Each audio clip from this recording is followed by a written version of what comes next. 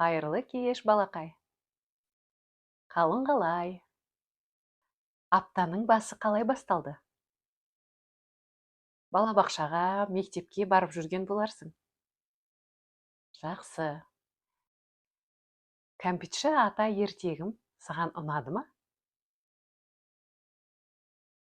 Бүгін кәмпитші ата туралы ертегімді тағы да жалғастырмақшымын.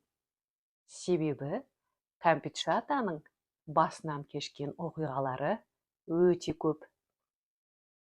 Тыңдауға дайынсың ба? Жақсы.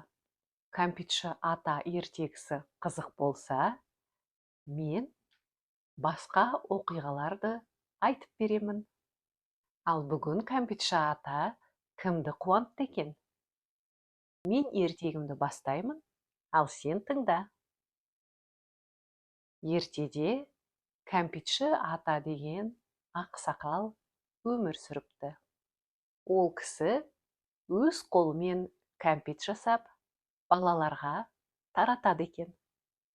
Бірақ балаларға таратқанда кез келген балаға кәмпитті бере бермейді.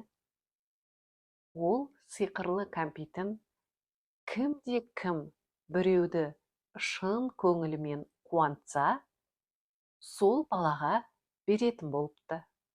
Ал кәмпитші атаның әдемі сиқырлы бақта өмір сүретінін білесің ғой.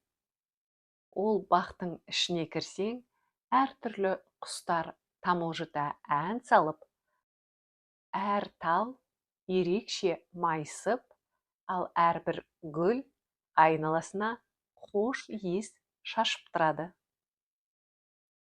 Сондай керемет бақта кәмпитші ата өмір сүреді. Атамыз сиқырлы бақта жүргенде, кішкентай қыз Аяруды көреді.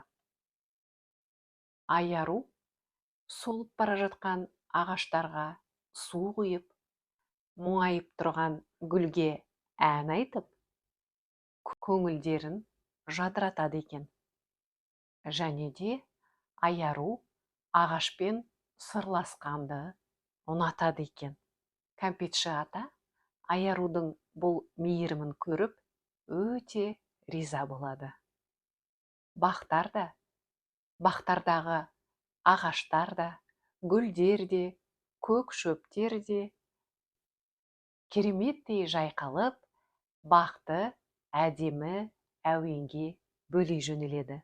Кәмпитші ата күлімдеп Аярудың қасына келіп, Аяру, сенің жүрегіңдегі мейірім бақшаны әсем әуенге бөледі.